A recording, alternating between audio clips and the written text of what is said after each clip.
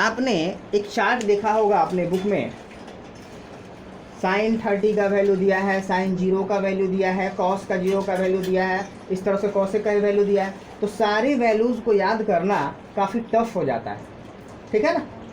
फिर उसमें indeterminate form भी आ जाता है, ठीक है। तो कहाँ पर इनडिटर्मिनेट होगा, कहाँ पर 0 होगा, इन सब चीज़ों को हम यहाँ पढ़ेंगे और with in 10 minutes you will remember the values.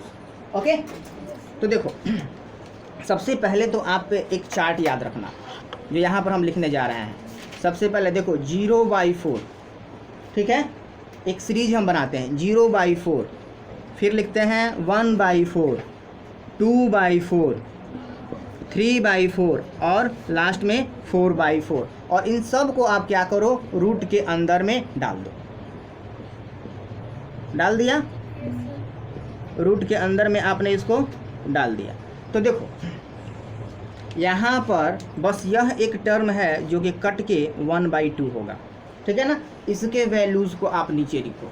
तो 0/4 अंडर रूट, 0 को रूट के अंदर रखो या रूट के बाहर रखो, 0 भाई साहब पर कोई फ़र्क पड़ेगा नहीं ना। तो क्या आ जाएगा बाबू, यहाँ पर 0।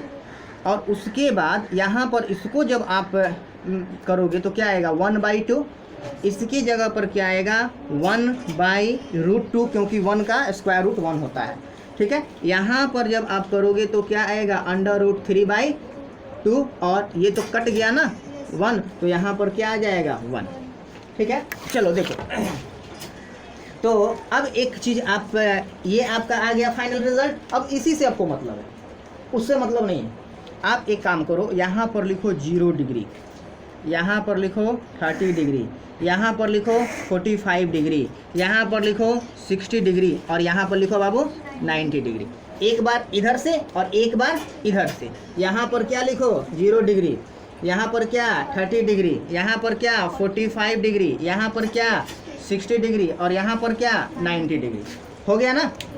अब देखो मैजिक, यहाँ लिखो साइन, साइन थीटा, थीटा की जगह पर कोई भी एंगल हो सकता है, ये ऐसे जाएगा, ठीक है। और यहाँ पर लिखो कॉस थीटा, क्या लिखोगे बाबू कॉस थीटा, और वो ऐसे आएगा, ठीक है ना। अब देखो हम पूछते जा रहे हैं, तुम बताते जाओगे।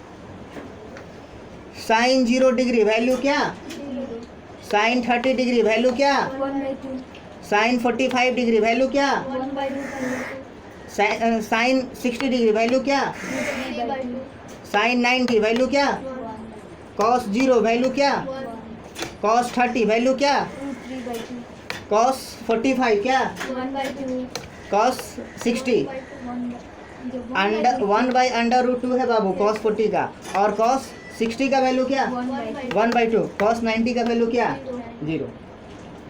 बस हो गया। अब सुनो, याद है ना। लेकिन देखो आप रट रट के याद किए और ये ट्रिक से बस याद हो गया, ठीक है। अब सुनो, साइन और कॉस का ही याद रखना है। अगर कॉसेक का निकालना, सुनो कॉसेक का निकालना होगा तो क्या होगा 1/sin, हमने आपको बताया था। देखो हमने आपको फॉर्मूला में ही बताया। अच्छा एक काम करते हैं, चलो पहले tan थीटा के बारे में सुनो। tan थीटा का जो वैल्यू होगा, एक फार्मूला हमने आपको बताया था और वो था sin θ/cos थीटा। मान लो कि आपसे हमने पूछ दिया कि सर बताओ बाबू tan 60 का वैल्यू क्या होगा, तो आप क्या करोगे, tan 60 की जगह पर क्या लिखोगे sin 60। sin 60 का वैल्यू कितना है बाबू, देखो तो √3/2 है, और नीचे क्या लिखेंगे cos 60 का वैल्यू, तो cos 60 का वैल्यू कितना है 1/2। देखो एक दो बार आप प्रैक्टिस करोगे ना ऐसे तो आपको याद हो जाएगा वैल्यू, ठीक है।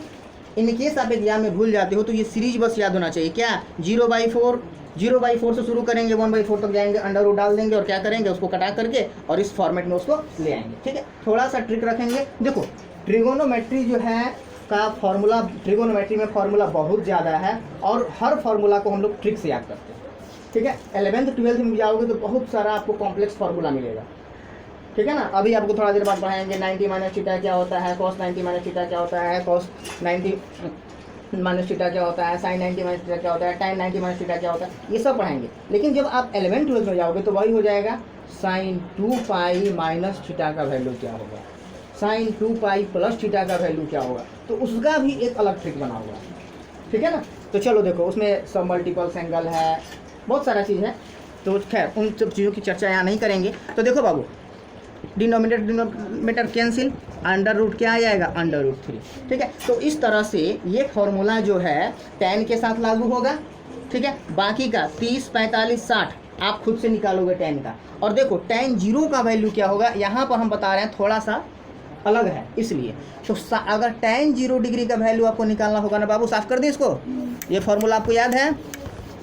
और देखो आपका होमवर्क है कि ये जितने भी ट्रिगोनोमेट्रिक रेशियोज़ हैं, ऑल टी रेशियोज़, आप दोनों को अपने कॉपी में सब का वैल्यू फाइंड आउट करके लाना है। हमने आपको तरीका बता दिया, आप खुद से करके लाओगे, एक बार दो बार लिखोगे आपको सारे वैल्यूज़ याद हो जाएंगे। ओके, तो देखो अगर tan 0 का वैल्यू हमको निकालना होगा बाबू, तो क्या लिखेंगे, sin 0 by cos 0, by cos 0 रखेंगे ना। तो देखो sin 0 का वैल्यू क्या होता है 0, और cos 0 का वैल्यू होता है 1। देखो यहाँ देखो होता है ना, तो आपको पता है 0 by something is equal to 0, 0 by something is equal to 0, तो यहाँ पर तो 0 हो गया। अच्छा, अगर हम पूछते हैं आपसे tan 90 का वैल्यू पूछते हैं तो क्या आएगा, ऊपर क्या लिखोगे बेटा, sin 90, और डिवाइडेड बाई क्या लिखोगे बाबू, cos 90। sin 90 का वैल्यू तुम देखो, sin 90 का वैल्यू है 1, जबकि cos 90 का वैल्यू हो जा रहा है 0, ठीक है। तो यहाँ देखो ये समझने वाली बात है, 0 by something is equal to 0, बस something, but something by 0 is not equal to 0, वो इनडिटर्मिनेट फॉर्म में है। और इसी चीज़ को जो है हम साइन ऑफ इन्फिनिटी से डिनोट करते हैं, और यही साइन ऑफ इन्फिनिटी जो है वो श्रीनिवासम रामानुजम के द्वारा इन्वेंट किया गया था, और उनका टाइटल दिया गया था श्रीनिवासम रामानुजम को अपने इन्वेंशन के लिए, the man who know about infinity, एक ऐसा व्यक्ति जो इन्फिनिटी के बारे में, अनंत के बारे में जानता है। ओके, तो चलो याद रहेगा हमेशा 0 by 1 0, but 1 by 0 is equal to infinity, यानी कि इनडिटर्मिनेट। ओके, अनडिफाइंड भी इसको बोलते हैं, ठीक है। तो चलो देखो ये हो गया। उसी तरह से 0 और 90 का बताने के पीछे कारण यही था, ये दोनों अंतर, ठीक है, समझ में आया। तो देखो ये साफ करें। उसी तरह से अगर आपसे हम पूछें कॉट का वैल्यू, कॉट यहाँ कॉट होगा, कॉट थीटा का वैल्यू, तो आप क्या लिखोगे बाबू, cos theta by sin theta, cos theta by sin theta. उसी तरह से आप निकाल लोगे सबका, 30 का, 45 का, 60 का निकालने में तो कोई दिक्कत नहीं है ना। चलो देखो, अब हमको लगता है कि 0 और 90 का भी निकाल लोगे ना। अगर 0 बाई 1 आया तो क्या 0, लेकिन अगर 1 बाई 0 आया तो इन्फिनिटी, ठीक है। तो चलो इसको आप खुद से करोगे। अब देखो अगर हम बात करते हैं अब सेक थीटा की, क्या करते हैं बाबू, सेक थीटा की, तो सेक थीटा का वैल्यू आपने पढ़ा है 1 बाई, बोलो सुहाना, सर टाइम हो गया है। अच्छा ठीक है, बस 1 मिनट, आप चलिए भेज दे रहे हैं। तो 1 बाई, ठीक। तो देखो अगर आपको मान लेते हैं आपको निकालना है, किसका वैल्यू निकालना है, सेक 30 का, मान लो सेक 30 का वैल्यू निकालना है, तो क्या करोगे 1 बाई कॉस 30, तो कॉस 30 का वैल्यू कितना है, देखो तो कॉस 30 का वैल्यू है दिस मच, तो क्या हो जाएगा अंडर रूट 3/2। अब ये देखो ये क्या हो जाएगा, पलट जाएगा, नीचे वाला ऊपर चला जाएगा, यानी क्या 2/√3 हो जाएगा। उसी तरह से अगर इसका पूछेगा तो देखो अगर सेक 0 का वैल्यू पूछ दिया तो देखो cos 0 का वैल्यू होता है 1, तो 1/1 इज इक्वल टू 1, ठीक है। अगर 90 का वैल्यू पूछ दिया तो क्या हो जाएगा, 90 का वैल्यू होता है 0, यानी कि 0 क्या हो जाएगा 1/0, तो क्या हो जाएगा इनडिटर्मिनेट। उसी तरह से कॉसे का वैल्यू निकाल लेंगे। तो आप सबका होमवर्क जो है वो ये है कि आप एक टेबल तैयार करोगे और उसमें जितने भी ट्रिगोनोमेट्रिक रेशियोज़ हैं सब के ये जो एंगल है 0, 30, 45, 60 और 90, इन सब का वैल्यू आपको लिख करके लाना, ये आपका होमवर्क है। तो आज की क्लास में बस इतना है। ओके। Yes sir.